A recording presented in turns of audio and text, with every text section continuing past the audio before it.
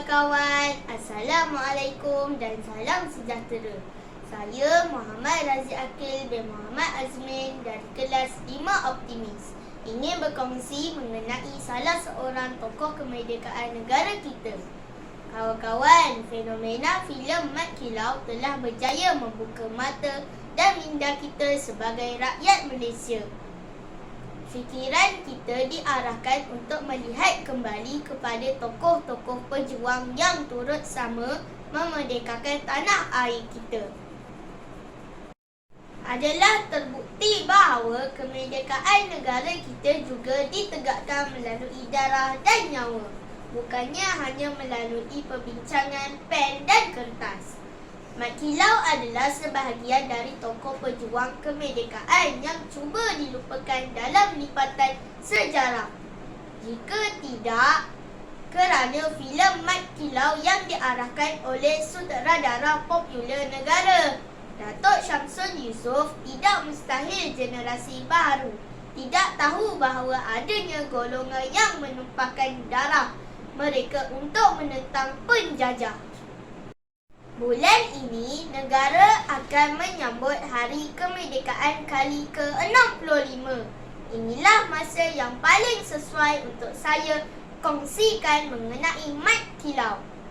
Pahlawan terbilang Melayu, Mat Kilau tidak hanya berjuang menentang penjajah di negeri kelahirannya, bahang malah turut sama menyemarakkan semangat perjuangan bagi menebus maruah bangsa dan agama di negeri-negeri jiran iaitu Terengganu dan Kelantan. Anak kelahiran kampung Kedondong Pulau Tawar Jerantut itu adalah anak kepada orang besar Pahang, Tok Gajah. Sekitar 1890-an berlaku pemberontakan rakyat Pahang yang marah dengan tindakan British mengambil alih tugas memungut cukai dan hasil daripada pembesar negeri yang dilantik. Kesan daripada itu bermula siri pemberontakan di kalangan pembesar negeri hingga mengakibatkan mereka diburu British kerana menentang penjajah. British mengisytiharkan Pahang dan mengarahkan mereka serta ditangkap dan dihukum.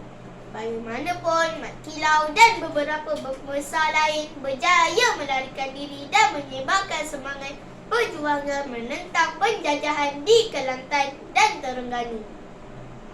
Perjuangan Mat Kilau mendapat sokongan padu daripada dua tokoh ulama terkenal Terengganu, Toku Paloh dan Abdul Rahman Limbong serta Tok Janggut di Kelantan.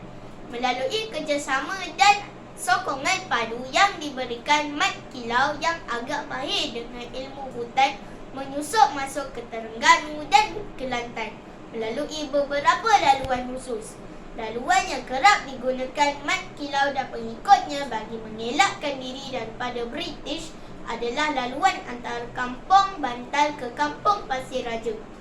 Penentangan Mat Kilau yang berterusan terhadap British menyebabkan dia menjadi orang buruan yang paling dikehendaki dan dicop sebagai penderhaka oleh Inggeris, menyebabkan beliau mengasingkan diri dan hidup berpindah rendah. Pada Oktober 1895, laporan akhbar Inggeris yang diterbitkan di Singapura, The Straits Times dan The Free Press menyatakan ketua penderhaka iaitu Datuk Bahaman ditahan pemerintahan Siam. The Free Press pula menyatakan Mat Kilau yang melawan ketika ditangkap cedera pada muka dan kepala. Kecederaannya dikatakan parah dan dia mati dalam perjalanan ke Hilir Kota Baru disebabkan kehilangan darah yang banyak.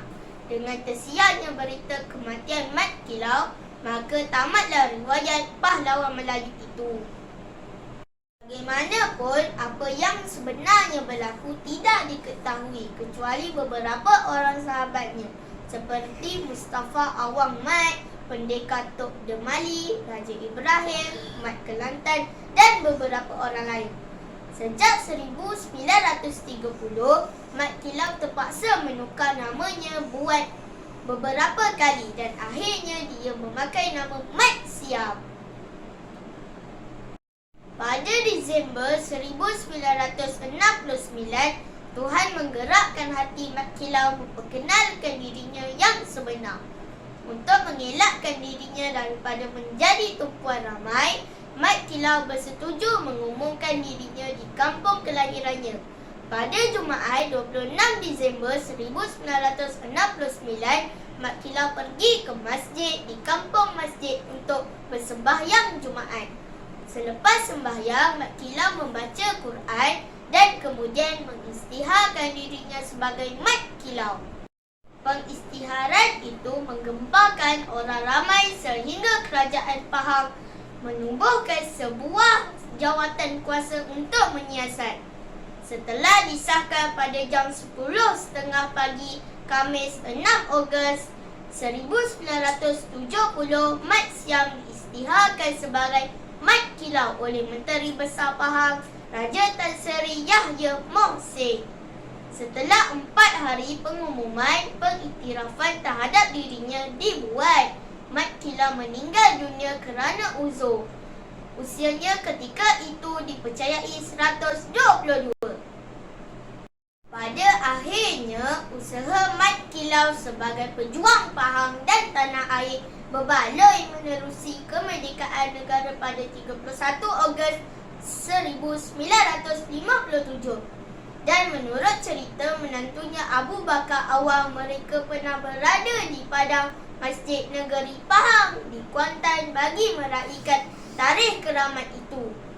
Bagi memastikan kemerdekaan negara terus terpelihara, hanya perlu dengar dan laksanakan pesanan terakhir beliau sebelum mengembuskan nafas terakhir. Jagalah nama baik bangsa dan negara.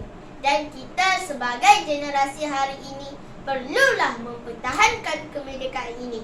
Saya bangga saya adalah anak Malaysia. Saya anak Malaysia. Sekian, terima kasih.